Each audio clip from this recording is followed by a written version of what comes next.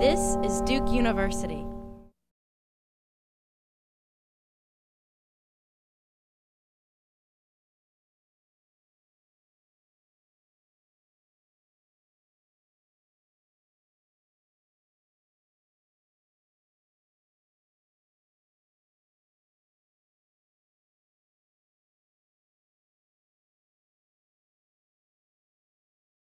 Good morning, everyone.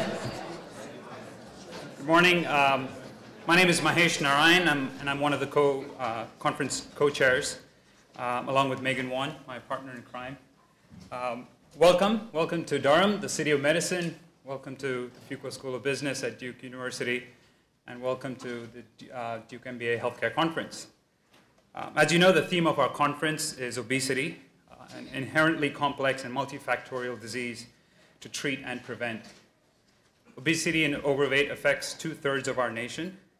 And Rich Carmona, one of our ex-Surgeon Generals, when he was asked by a reporter what's the most challenging problem that he's currently facing, he said, it's obesity. It's not anthrax, it's not another 9/11, and he aptly framed it as a terror within. Now, obesity is an accelerator of chronic conditions. 80% of type 2 diabetes is related to obesity. 70% of cardiac disease is related to obesity. So I would like to encourage each and every one of you today to think about viable business solutions to treat this global epidemic. And we hope this conference will serve as a catalyst in helping us as a nation to start tackling obesity. So before we introduce our opening keynote, I'd like to invite Dr. Kevin Schulman, the director of our Health Sector Management Program, to say a few words. Thank you, and I hope you have a good day. So on behalf of the faculty of the Fuqua School, I want to welcome you all to this conference. I wish I could take credit for it, but this is a student-run conference, and the students have been working diligently, starting in last spring with the gleam in their eye of getting to a conference in November, and the last 3 months realizing how much work it really is to pull off a day like today. In terms of the healthcare program, actually, people have been asking me for a lot of familiar faces here, but some of you are new to the Fuqua School. Healthcare is the largest industry concentration within the school. About 25% of our full-time students are in the health sector management program. Here, that's about 200 daytime students, as well as they're joined by about 200 executive students in our different programs. And we offer 2 degrees, the MBA degree and a new degree this year, the Master's of Management in Clinical Informatics, both offered out of the business school. So this is a great place. Hopefully you'll have time to talk with our students, engage with them, challenge them, steal some ideas from them, and make some new friends and new contacts. So thanks all very much, and we're looking forward to an exciting and productive day.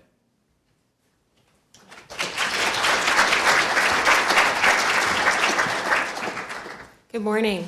It's my pleasure to introduce our opening keynote speaker, Hank Cardello. Hank Cardello is a former food industry executive turned author, guest columnist, and advisor to corporations regarding solutions to obesity and practical food policy. Cardello serves as a visiting fellow at the Hudson Institute and is the author of Stuffed, which some of you received, an insider's look at who's really making America fat. The book's premise is that an engaged food industry is the key to solving the obesity crisis. Hank is the former president of Sunkist Soft Drinks Incorporated and served as a marketing executive with the Coca-Cola Company, Canada Dry, Anheuser-Busch, and General Mills. His perspectives have been shared in numerous media, including the U.S. News and World Report, Forbes, the New York Times, Newsweek, the Los Angeles Times, NPR, Good Morning America, NBC, and Fox News. He is also a regular contributor to The Atlantic.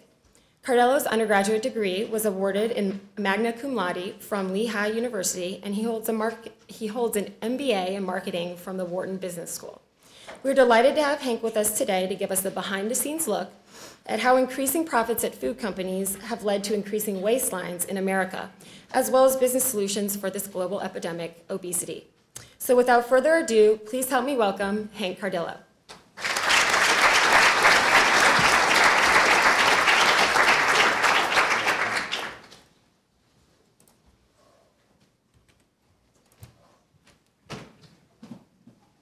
Well, good morning. Thank you for the invitation, and thank you, Megan and Mahesh, for working with you. It's been a pleasure. Obesity is a tough topic, and what's interesting about it is nothing's worked really so far. And what I want to talk about today are out-of-the-box approaches to dealing with this problem. And oftentimes, when I share some of my ideas to those in the medical profession or in public health, they say, what are your credentials? I mean, you're basically a former marketing guy. And I make it clear that I fully understand the 4 food groups. And in fact, you can see that I have excellent experience with cake mixes, pizza, beer, and soft drinks. And I am fully aware of the issues, and obviously this makes me perfectly qualified to discuss the issue. But also that was a more innocent time. When you go back 25 years ago, obesity wasn't even on the radar screen.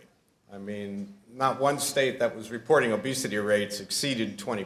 And then when you fast forward to today, only one state, Colorado, demonstrates an obesity rate that's under 20%. So you see, this is a real issue. I mean, it's just mushroomed. I mean, when I was at Coca-Cola, for instance, the one word we used was to make our brand ubiquitous. And by ubiquitous meant that if you were rowing down the Amazon River, they wanted you to see a billboard with a big Coca-Cola sign in the middle of nowhere. And that was the way we marketed, and quite frankly, we didn't see the ramifications that was an issue. Well, a little different today. You have to deal with the big picture. And then when you look at why is obesity a problem, I mean, Mahesh touched upon this a few moments ago. I mean, there's a number of factors. I mean, there's diabetes. I mean, direct relationship to diabetes, stroke, heart disease, some cancers. And to me, perhaps the most important issue is our children. It's our children. I mean, plenty of those in the medical profession are now saying, for instance, that our children might not live as long as we do. And that's pathetic. And that's really a reason. And in fact, the issue goes beyond our children. I mean, looking at obesity, it's actually, some are saying, is actually a national defense problem because they can't even recruit in the military anymore. And you can see that it's affecting our foreign policy. When they launched the double bacon cheeseburger from Iran, we shouldn't be worrying about nuclear policy. We should be worried more about obesity. So I'm just making fun a little bit, and I enjoy this cartoon, but it does demonstrate that it's on the radar screen, and it's not just a health issue anymore. It's a business issue. It's a business issue. It's multifaceted, and this is something as it relates to curriculum. You have to think beyond the silos, and that's really been the reason why we have a problem right now. When you look at a profession that has attempted to solve a problem with 0 results over decades, if I were a public health official, I'd be pretty frustrated right now. I mean, the industry is dug in, consumers don't change, all these programs like nutritional labeling and food pyramids and fruit and vegetable programs haven't worked, haven't done a thing. So I'm frustrated if I'm a public health person, and that leads me to believe that it's time to change the model. It's time for a new paradigm. And in changing to a new paradigm, by that I mean that the solution must come from a place that hasn't been considered in the past. And what I'm saying is the solution has to come from the business community. And this isn't a blame issue. It just means we have a problem. There is somebody out there who could fix it, and there's somebody out there who could also benefit from helping to fix it. And that's what I'm saying here. It has to be win-win. And my personal philosophy is that we tend to be either or. And that's not the case here. It doesn't have to be either or. The key is if you create win-wins, everybody can get involved and everybody can help solve the problem. Now, I want to provide some background as to why I think we got here. And basically, there's this tug-of-war here amongst the business community, the public health community, and of course, the consumers. Consumers are sometimes passengers or sometimes drivers to this issue. But I want to go through this a little bit. And the first thing to recognize is that the motivations are different among the 3 groups. When you look at corporations, I mean, they don't walk in the morning and see a sheet that says, oh, all right, you got 37 altruistic points yesterday. Good, your bonus just went up. No, that's not that. This sheet says how many cases of Coca-Cola you sold yesterday, where you sold it, how much you made. All right, that's the metric that they get assessed on. So they're looking at sales, market share, but also reputation, your brand value, the health of your consumer franchise. Those are the things that are important to them. Now, when you look at the public health community, it's a little different. And actually, you have to break down this community and start to parse through the distinctions. Most people in public health do care about improving the situation. Then there's the advocacy side, and this side tends to be highly vocal. And we'll talk about this momentarily. But there's really two agendas going on from the public health community. And then, of course, the consumers. And despite everything that they've been cajoled to eat healthier, the first three reasons are taste. Taste, taste, taste. All right, once I get past that, maybe I think about value, maybe I think about convenience, and on a good day, I'll think about, is it good for me? Is it healthy for me? It's very difficult to package up in a box tree bark. It just doesn't quite get the job done. All right? Although there are a hardcore group out there who will do that. Now, in addition to motivation, the personalities, the way they approach problems and issues is very different. So when you look at industry, if you would, a Myers-Briggs on industry, this is one way to look at them, how they approach issues. And there's two different kinds of personalities. At the extreme end of the spectrum, I call it the retail right, where you have grocers and the restaurant chains. Very traditional, very black and white, hardcore. If you've ever gone to a pack dinner with this crowd, this makes the tea partiers look like leftists. Okay, this is very hardcore. And it's also very definitive, but also what's important is they're very good at execution. They get things done. They're doers. They're very good at being doers. But on the other hand, they're not necessarily strategic. So when we look to the extreme end, again, on the retail side, and expect solutions or people to understand the implications, it doesn't quite happen. Now, the packaged goods folks, the General Millses, the Coca-Colas of the world, they're a little bit more towards the center. They're more strategic. In fact, they're hiring from places like Duke. MBAs, they're smart, very clever. They could be doctors, they could be marketers, they could pretty much be what they want. They're very good at it. But they always have the tug of the quarterly earnings. So in essence, they are forced to behave more like the retailers, even though it's not in their wiring to do so. So what tends to happen coming out of industry is that they take positions, for instance, like, hey, we offer plenty of healthy options, and by the way, you're big boys and girls, you ought to take care of yourself and be responsible for your own health. And by the way, don't tread on me. Allow me to conduct my business. I mean, this is my right. And there's nothing illogical about this. I mean, there's nothing irrational about it, but I kind of view it as a punt. It's not a solution. It's just a good objective defense as to what their position is. Now, in contrast, you look at the public health arena, tends to be certain advocacy, intelligent folks, but also very conceptual. So what tends to happen is most of these folks have never had business experience. So you get a lot of good ideas, but you don't necessarily get implementable ideas. So you get solutions coming out that might be, and I'll talk a little bit more about this, soda taxes. There might be some great rationale for a soda tax, but when the name on the building says Coke or Pepsi, do not expect them to open the front door with the welcome mat. It's not going to happen. So what's also happened is you get a lot of purist opinions coming out of this community. So you'll see, for instance, where every individual ingredient is demonized. So if I'm getting my grant money from Robert Wood Johnson Foundation to study sodium, well, sodium's bad this week. And then we look at high fructose corn syrup, and then we look at sugars, which I always get a kick out of it. Sugar is now natural. And I can remember years ago as a marketer, we just vilified for sugar in our products. Now it's a product benefit, so I miss my time. I miss my calling on that. But what's interesting is that there is this anti-capitalist sentiment that permeates a lot of the well-known nutritionists out there. And some of it is legit because several of them, those pushing, for instance, trans fat bans and let's say the soda tax, they tried years ago and they felt that the door was slammed in their faces and that industry really didn't listen to them. So they're a little jaded right now. So some of that is justified, but I think in general there is this anti-business climate that permeates out there. And of course, I just came back last night from the American Public Health Association convention in Denver, and I sat through a number of sessions, and they were talking about menu labeling and soda taxes, things like that. And it just struck me that the anti-industry sentiment was just right there on the tip. In fact, it was overt.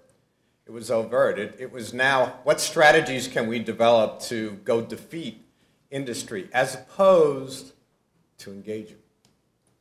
All right, and I believe what happens, as we'll get to momentarily, is that there's a little bit of a Tower of Babel in terms of the way people communicate. In other words, we go back to the motivations. The motivations are different. The way they approach problems is different. They don't speak the language of business. They don't recognize that there needs to be an alignment between the public health need and what the corporations need, which is bottom line.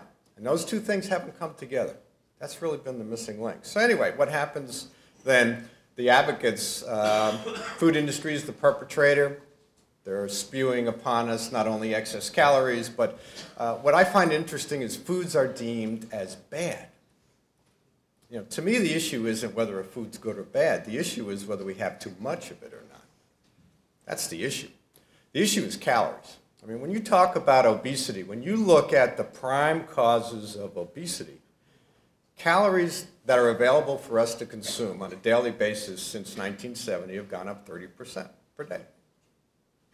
And the activity, the amount of calories we expend, are pretty much, it's a flat line, plus or minus a little bit. So when you scratch your head and say, okay, well, we're kind of moving about the same amount, give or take, and we're taking in 30% more calories, I can do the math. It's pretty simple. We don't need advanced calculus to figure this out. It's calories. But the focus hasn't been on calories. It hasn't been a focus like put a man on the moon where it's a focused goal.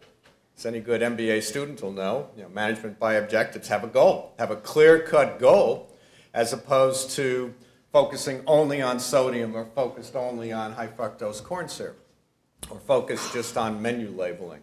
It hasn't come together, and that's what the missing link has been. And you can see that with programs that are out there right now, certain categories, cereals, soft drinks, cookies. I notice nobody's said anything about chocolate. I think there's something emotional going on there. So nobody goes after chocolate. They tend to stay away. Or they might even say it's loaded with antioxidants. So, so I view the public health crowd as take your medicine. We're going to show you the right way to do things. And, it's like Dr. Mom, I suppose. And if you did a Myers-Briggs on this community, that's pretty consistent with this group. And then, of course, we have our friends, the consumer, of which we are consumers, even though we look at it through perhaps a business or a public health or a medical lens. Nevertheless, we're all consumers. And in general, most consumers are, they're short-term. They're not thinking about the implications.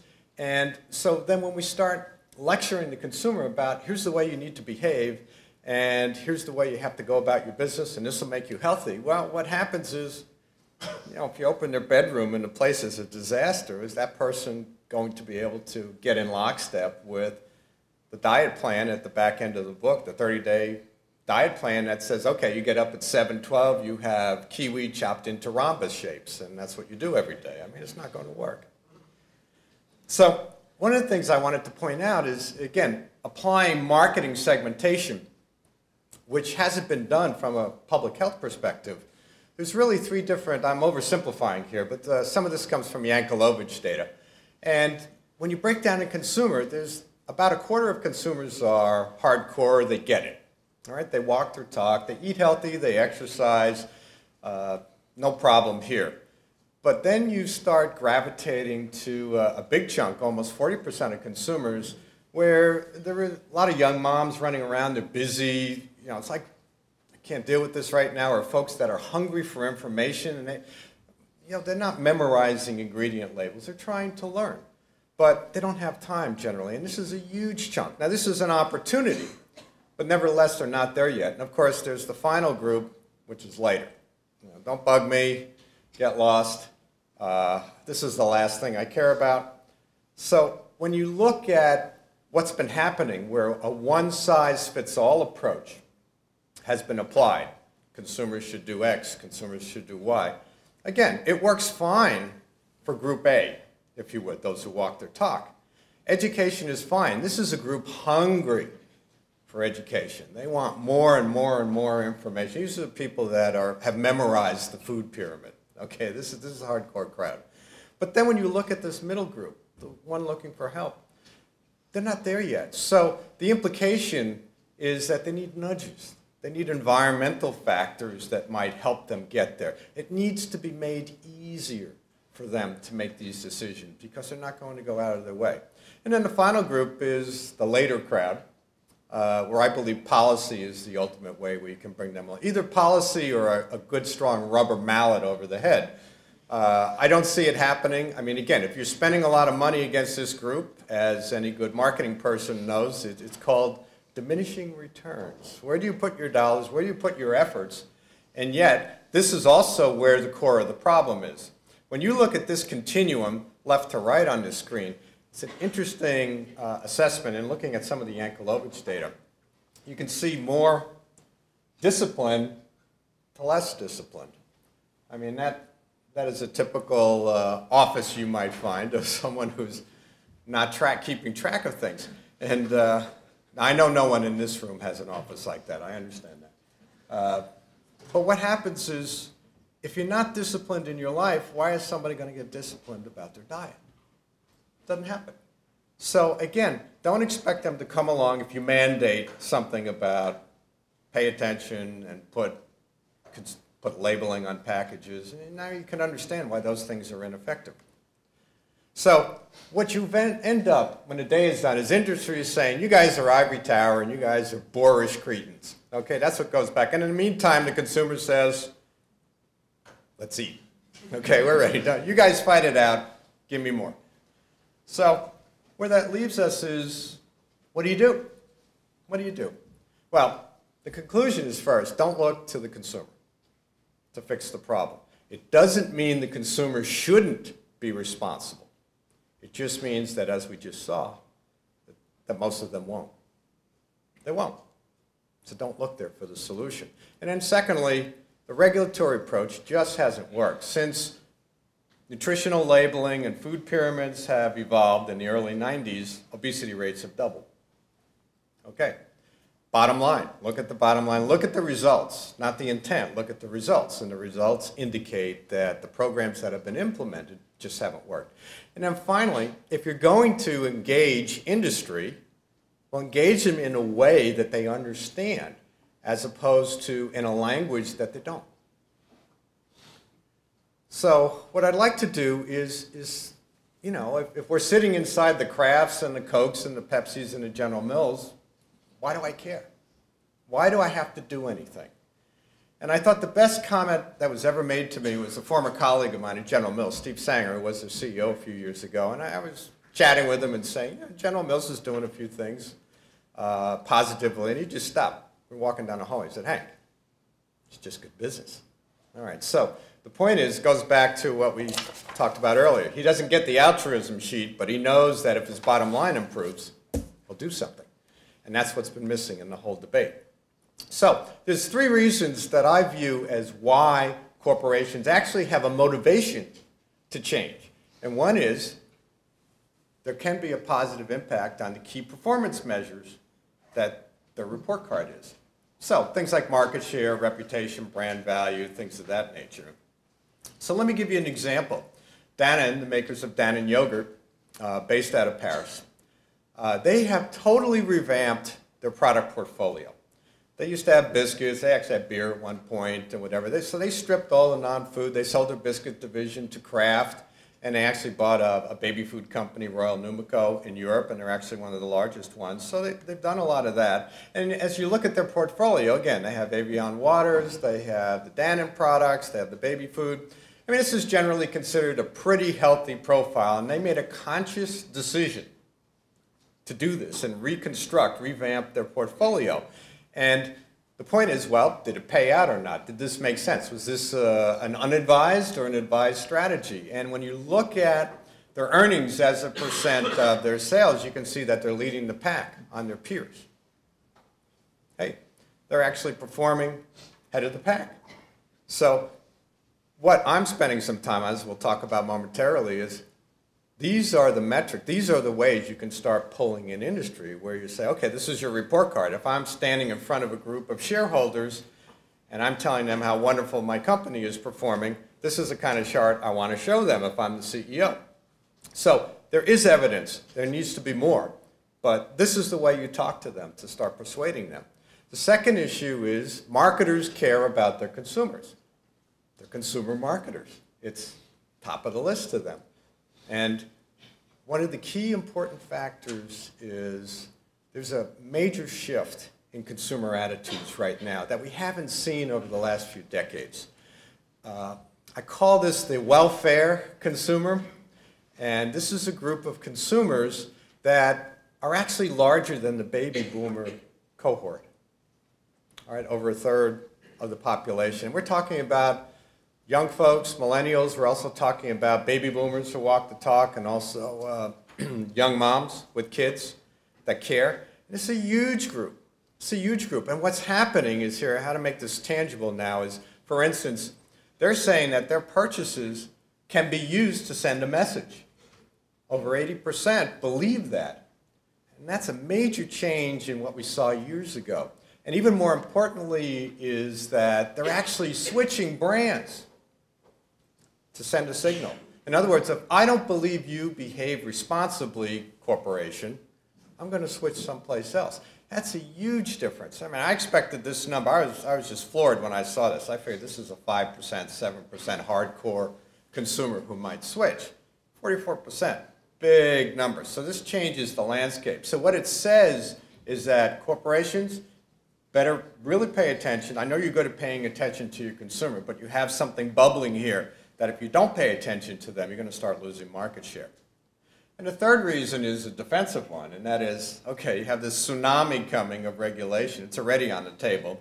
First of all, I would argue you should have gotten ahead of this in the first place. I mean, I think it was short-sighted. It's always defend, defend, defend. And as an example, menu labeling.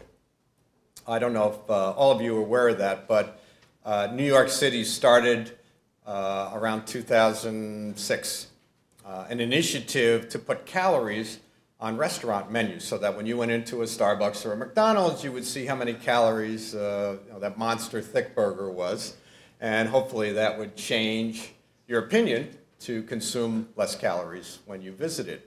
Well, they could have gotten ahead of that. Instead, the National Restaurant Association dug in, and they fought it, and then all of a sudden, now they're for it. But the reason they're for it now is because a number of municipalities and states were adopting menu labeling. And they're scratching their heads saying, so if I have 50 states and another 100 municipalities and they all have different rules, that's a nightmare. That's an absolute nightmare for a large chain to have to deal with. So now all of a sudden we embrace it. But I still believe they could have gotten ahead of this issue because it's not a big deal to change your menus, and you're changing them all the time anyway. So just do it. I think the consumer is always entitled to get basic information. And when you put it on the website or on underneath your, these liners in the trays, if I search for it, I might find some nutritional information. I've already made my purchase, so it has no influence whatsoever. So I see nothing wrong with this. Although what I did find yesterday is that calorie labeling is having a negligible impact. We had 5 presenters yesterday from various cities, New York, Seattle, Portland, in California someplace, I think it was San Francisco, and they're not seeing much change. So again, classic unintended consequences. But they still, nevertheless, could have gotten ahead of this issue, and now they're looking at things like soda taxes. Soda taxes twice have been proposed in New York, an 18% soda tax. You've got limits on sodium on the table. We mentioned calorie labeling. Michelle Obama, of course, is pushing the Let's Move campaign. You're probably familiar about trans fats are being banned in certain states.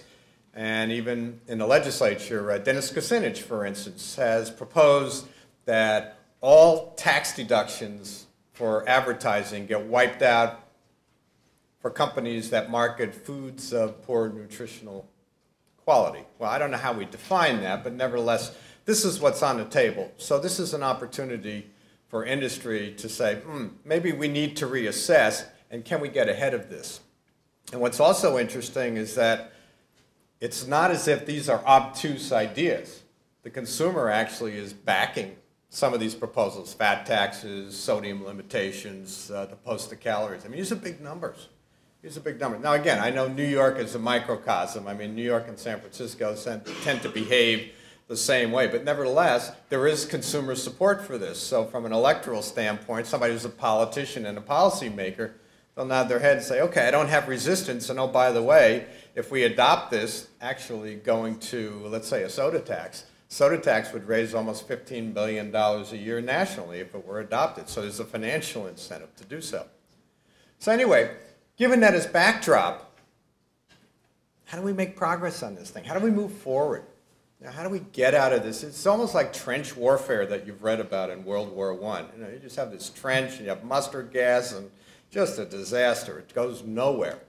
Well, I think it's time to change the paradigm. And the way you do it is you build the business case. You absolutely put together the ironclad study, best practices, to show businesses that this is not only the right thing to do, but it is the pathway to improving your profits and your metrics looking forward. So we're talking about a new paradigm. So whereas, let's say, public health and policy have kind of aligned with themselves over the past decade or so, business has kind of been over here, public health and policy over here. It's now time to find that intersection. Whoops, sorry. Now I got to figure out how to make it go backwards. That small intersection among the three of these where you can find common ground. And that is actually part of my purpose. So I'm affiliated with the Hudson Institute, and we have both corporate supporters and health foundation supporters. In other words, put them both in the room. It's not either or. And the reason I decided to affiliate with Hudson is that they have a free market perspective. They're not, let's say, ideological like Cato Institute or the American Enterprise Institute, but someone who understands the benefits of free market in a way that we can craft workable solutions. So pull in everybody so we can get industry in here in the boat. So what we're working on now is developing a set of what we call metric motivators. In other words, going back to that chart I indicated earlier for Danone, come up with additional pieces of evidence that show that doing these kinds of things, improving the, let's say, the caloric content of one's portfolio, or improving your marketing, or shifting policies and practices to healthier brands, actually yields improved stock price or improves your gross margins, things like that. And that hasn't been done yet. In fact, I brought this up at the, I mentioned I was at the American Public Health Association convention yesterday. I actually brought this up to a moderator of a session, and boy, she just lit into me. She just said, no way, businesses will never come along. We've tried for years, never going to happen. Good luck. And my response was, that's because you don't speak the language. You've been giving it to them in a way that business doesn't understand. You give them public health language. So for instance, when you frame obesity as costing government and our consumer pockets $150 billion a year, what does that mean to me to manage the bottom line of General Mills? How do I translate that? Now, if you tell me that $150 billion cost of obesity leads to an impact on my reputation if I don't do something, or on my gross margins, or on my market share. Now you've got my attention, and that hasn't been done. So this is step one in getting there. Step two is remember what we showed you about the personality of industry. Show me. Show me. Show me that somebody's doing something that makes it safe for me to believe that it's okay to make certain changes. And that hasn't been done yet either. So for instance, and these are just a couple of examples. General Mills now, for all their vilification on marketing to children for cereals, which I think there are some issues there, no doubt about it. They actually now have a bonus system in place for their marketing executives so that a certain portion, and it ranges for some of the marketing people 10%, some of the R&D people actually 25% of their bonus is tied to improving what they call the positives in foods. In other words, by adding ingredients that have a positive health effect to their foods and also reducing the ingredients that have a negative effect, like trans fats or saturated fats. So they've adopted that. And that's long-term thinking, because what it says is that they're not just slaves to quarterly earnings anymore. They have a piece of their bonus tied to a longer-term vision. And I give them credit for that. So that's the kind of thing that we have to explore and see how successful it is. But quite frankly, General Mills financials are looking pretty good. And then you take cases like whether it's Applebee's has, we've seen around here, the advertising for that 550-calorie entrees to guys, and make it okay for guys not to stuff their face. And I know that's a tough charge now, especially when we talk about the guys. But nevertheless, there's a whole host of activities that are being done here. I mean, even you can draw parallels to what Walmart did on the environmental and sustainability side. Walmart made a conscious decision to improve the sustainability, and they forced it up the entire supply chain. And guess what? You want to do business with Walmart, you get with the program. So that's something that's also done. So we can learn a lot from that and then adopt it to what we're trying to do to deal with obesity. And the third step is to devise what I call win-win policy platforms. All right? And if you look at what's been going on so far, again, let me talk about soda taxes. I don't dislike soda taxes because I'm pro-corporate. I dislike them because they're win-lose. And more importantly, I don't think they solve obesity. And let me tell you why. The good news about soda taxes is they will raise a lot of money, as I indicated before. All right? There is some support for them. And they will lower the consumption of sugared beverages. So they will do that. There is price elasticity data that demonstrates that. Now that's the good news on it. On the other hand, there wasn't one solid study, especially the more renowned obesity scholars. There's not one study out there that ties it and says, all right, if you lower consumption of soft drinks, you automatically lower rates of obesity. They haven't dealt with the substitution effect. So why would we go through all this trouble if we don't fix the problem? That's really the issue. And secondly, from a consumer perspective, now you're asking me to pay more for something I enjoy. Now, there are other ways to deal with this, but when you look at it from a policy that can get implemented or not, again, you're attacking the name on the building. The name, if you're a marketing executive and you're the brand manager of Coke or Diet Coke and the name on the building, and somebody says, oh, by the way, we're going to tax your baby. Your baby is ugly. Okay? What do you expect them to do? Oh, yeah, come on in. Let's talk about this. Let's just beat the hell out of my brand and destroy my bonus for next year. It's not an effective way to do it. So when you look at policy, some of the things I've been advocating for in my writings are, instead of taxing, let's incent industry. Let's align their needs with the public health needs. And by incentive, I don't mean a freebie. I don't mean throw money at them. So for instance, we talked about what Dennis Kucinich was doing earlier. And Dennis Kucinich says, all right, wipe out all the ad deductions. Well, wait a minute. Why don't we do it this way? Keep your deductions, but you have to earn them. Earn them. So if you could set up a graduated scale where companies can lower their calories that they sell. If calories are the issue, the goal is to get the calories off the street. Okay? So if you set up a criteria, we want the industry to lower their calories by 10% at the end of the decade, and simple math, lower your calories 1 to 2% per year, and that allows you to keep your deductions, your tax deductions. All right, they could all achieve that. All right? And if you really do a good job, let's say you really lower your calories that you sell by more than 5%, we'll give you a bonus. We'll give you a bigger deduction. And if you continue to spew, however, excess calories, like you launch extra monster thick burgers on the American public and you increase the calories you dump on the American consumer, well, you ought to start getting docked. So this way, what we're doing is aligning the business metrics with the public need without destroying either. And that's a different approach. The other one is a lot of discussion at this public health convention about chopping the knees off of advertisers for what they're doing to kids.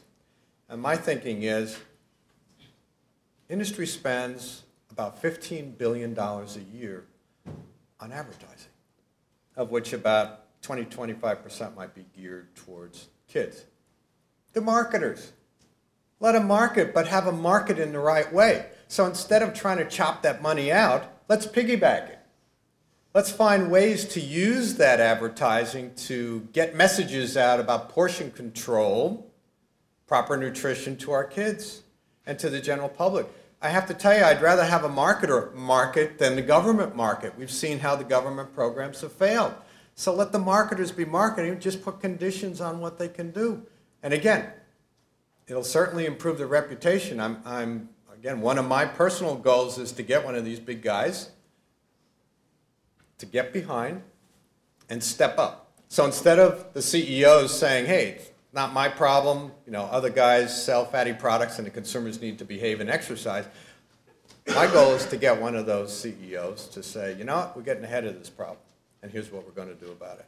And that's what's out there. So I think there's plenty of wiggle room in the policy arena that's different than the draconian approaches that have been applied so far.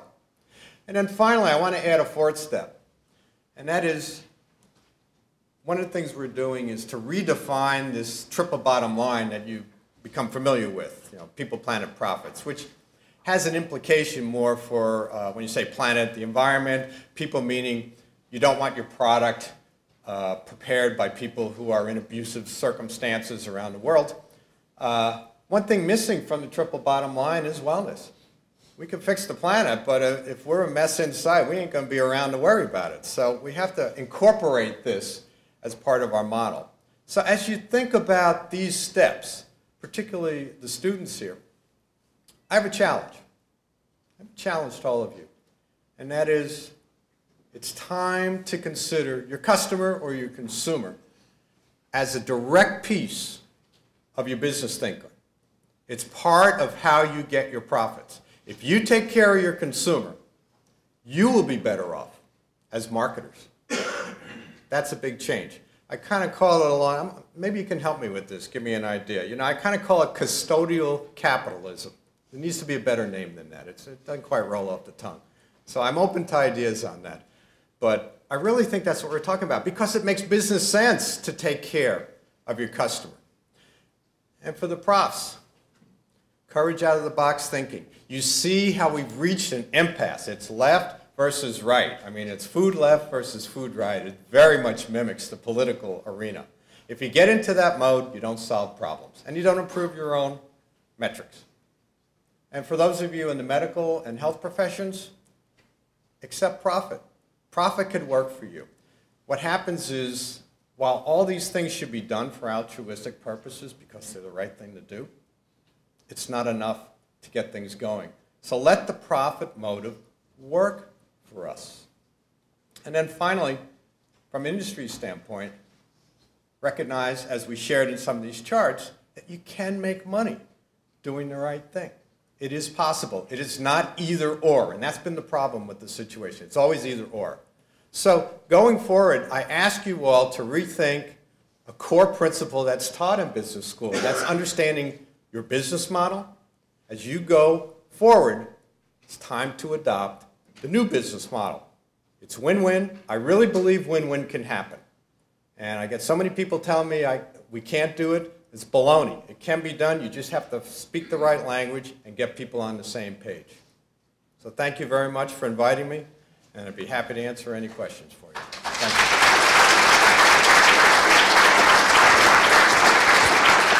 Thank you. If anyone has a question, please raise your hand. We'll bring a mic out to you.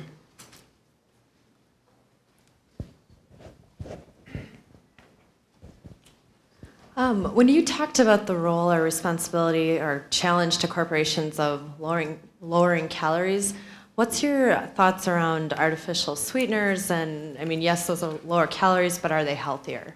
That's a great question. I view what's happened is the issue of obesity has been melded together with helping Americans adopt healthier eating habits, and they're really two distinct issues. Obesity is a caloric issue, and then there's the issue of how do we eat better. And I believe what's happened is because those two have come together, we don't make progress on either one. I'm focused on dealing with calories, because if you fix the calories, what has to happen when you lower calories? Well, things like high fructose corn syrup, fats, those things automatically have to come down because they're the biggest contributors to the calorie. And that doesn't mean reform. I need to be clear. It doesn't necessarily mean reformulating Coke. We've tried that before, so that doesn't work real well. But what it does mean is, for instance, you can shift your marketing to other aspects of your portfolio, to vitamin waters, Dasani, these products. There's a lot of tactics you could deploy that can push a Coke Zero in the case of a soft drink company. But I really think that's point number one. Now, your second part of your question is, what about these bad-for-you ingredients? Let me tell you what the experts say. The experts, despite what's all over the internet, even when you get to the most harsh activists, basically say that they don't see a lot of difference between high fructose and regular sugar. Now, there is research going on that is looking at links between, let's say, high fructose and kidney and liver problems, as one example, or on metabolism. So they're looking at it. So that's high fructose corn syrup. Aspartame is another interesting one. When I've cornered the experts and I say, guys, what's the deal on aspartame? I mean, we had big blow-ups when it first came out, and then it seems to have gone away. They say, you know what, Hank? For 30 years, we'd love to kill it, and we won't endorse diet soft drinks, but right now we won't speak out against it because we don't see anything there. I said, well, what about sucralose and some of these other sweeteners? They said, well, we haven't seen anything yet, but it's too early to tell. They've only been out 10 or 15 years. So I think we have to be careful. It doesn't mean that there won't be problems with these. Clearly, I think too much sodium in the diet is a problem.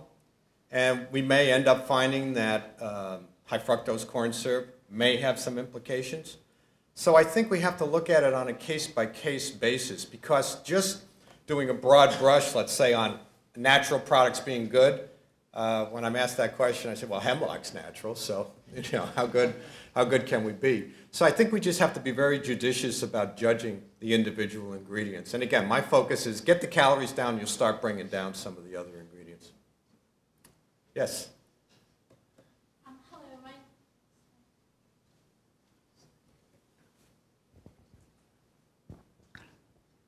Hello, my name is Cindy Ravi Shankar. I'm actually in more of the public health area, so I'm here today to learn a little bit more about bridging the gap between the public health sector and the business sector. So one of the new trends that we've seen is the increasing cases of obesity and diabetes in the poorest populations. I work at the Open Door Clinic, which is in Raleigh. It's a free clinic for adults who cannot afford health insurance, and we have several chronic patients that come in weekly, bi-weekly for diabetes and obesity. And one of the issues that we face is because the organization is more, I guess, public health focused, we're able to understand the patients. We offer classes that teach them healthy cooking, living healthy lifestyles, but then on a more practical level, the patients say, well, we work 2 or 3 part-time jobs every day. We don't have time to cook. We don't have the money. We have to send our kids to school. It's much easier to pick up McDonald's on the way for a family. So I think that the business sector can bring a more practical model for patients to follow. So I just wanted to hear your thoughts and ideas on that situation. Well, It's a timely question again, since I just sat through about 3 or 4 discussions yesterday on the problems with minority populations. It is real. Rates of obesity and diabetes are disproportionately high for those groups. The problem has been elusive.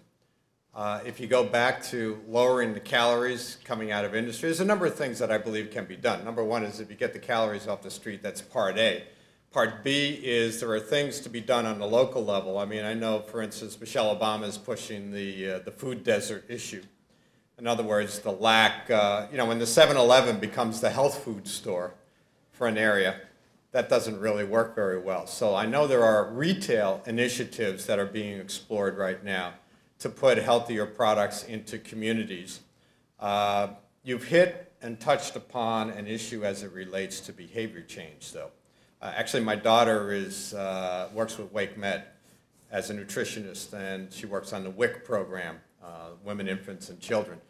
And she's very frustrated from the standpoint that despite all the hours of counseling and advice, to your point, once they leave, they're busy, they run around, and it just, things don't get executed properly. So this goes back to we need an external force that prompts. And I also think from a minority standpoint, labeling doesn't go far enough. I think it's what foods people are exposed to. I do think pricing is an issue in some cases. A lot of people, for instance, recognize that, let's say, less healthy foods are cheap. So if you go to fast food, you can pound down a lot of calories. On the other hand, the counter to that is we go back to taste, and kale just doesn't do it on taste. So it's very difficult to get people to eat healthier.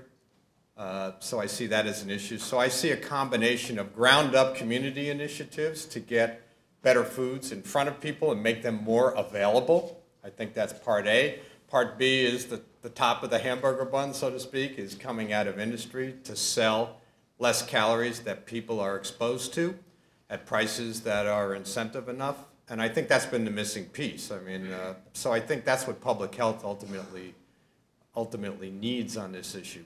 Very complex, though, because you also have, at least with Hispanic families, there was a cultural aspect about having want, and now you have plenty. And we also learned that when it's available and it's cheap, it's part of the nurturing aspect. We've seen some studies on that. So very complex, not an easy solution. And again, that's why I tend to focus on if they're exposed to less calories. That may be the first big step. Thank you for your question. Yes. I had a question about the possibilities of medical food. So I had a discussion with the brand manager last week about adding ingredients to their brand that would help reduce weight, but they were worried because their market is these welfare people, welfare that want healthy, natural ingredients. So by adding ingredients to help reduce weight, they would go against their core market of young mothers with children. Well, I think that's the beauty of segmentation. It just depends on which product you're talking about. I don't know that I'd use, the primary brand as the carrier of that message, but you can do segmented brands. I mean, I love the area of satiety ingredients, for instance, where you get filled up more and you don't consume as much. And as a marketer, the first thought that goes through my brain is, oh, I could charge a premium for that kind of product. So that would be my instinct on that. And I also think, for instance, as we've learned in industry, you can line extend yourself with little risk if it's roughly the same benefit or consistent with your overall umbrella halo for the brand. If you start going off beat on it, you're going to get into trouble. So when you talk about medical foods, I mean, a lot of the bars, for instance, I mean, there's a Nestle markets a product called Glucerna, and it's for diabetics. And it's a lower glycemic index group of products. They haven't quite nailed down the taste yet, but that would be a classic example where you wouldn't want to put that onto Toll House cookie brand. On the other hand, it is a distinct target audience with distinct needs that you can come out with a brand on that. So I don't see it as exclusive or contradictory to what they could market. I just see it as, in some cases, you as you go down your decision tree, you have to first determine the nature of your target market, and secondly, the dilution to your current brand, and that'll help you determine whether you sell a separate brand or you can do it under an umbrella.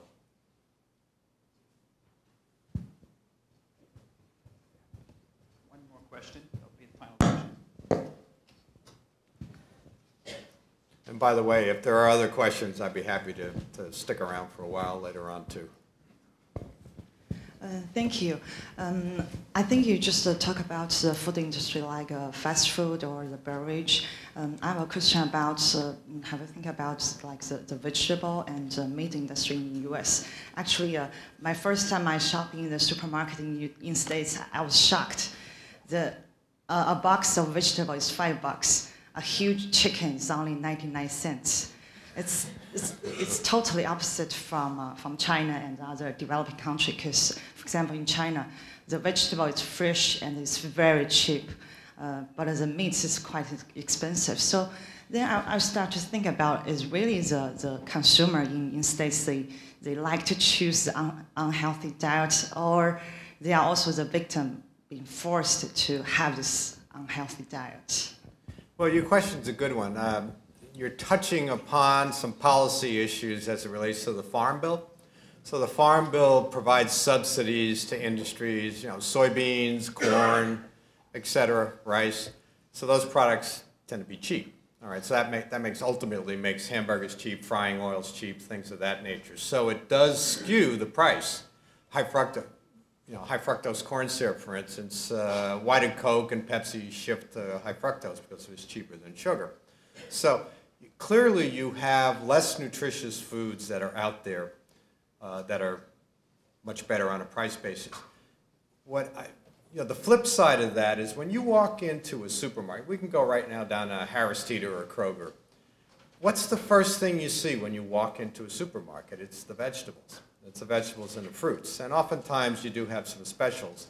And I always come back to taste for Americans, whether it's a derived taste or an acquired taste for beef and for less healthy foods. It's kind of ingrained at this point. That's a terrible pun. I'm sorry. I shouldn't say ingrained. We can have fun with it.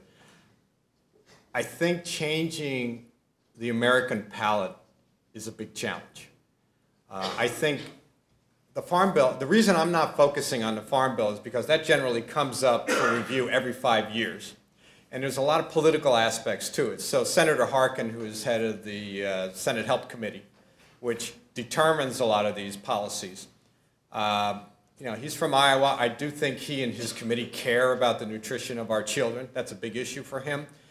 But he's in Iowa, so these are all the growers, and there's a lot of influence there. So to expect major changes in the food policy and the subsidy policy to go from all subsidies to healthy to unhealthy or ingredients leading to unhealthy foods versus shifting automatically, I think is a long-term proposition, which is why I don't focus on it. I don't disagree that we should do that, but I'm thinking that this problem is immediate. It's now 2/3 of us are either obese or overweight. We have to deal with this right now. And I'm almost saying, the processed foods, even if we should be consuming less processed foods, they're our partner right now. Find ways to have them fix the issue. And perhaps a long-term research project would be, how do we make kale taste better?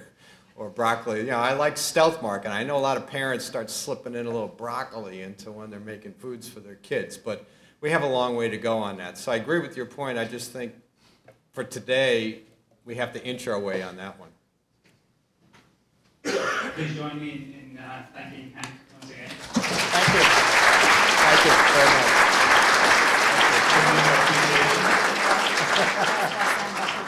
Oh, thank you. I appreciate that.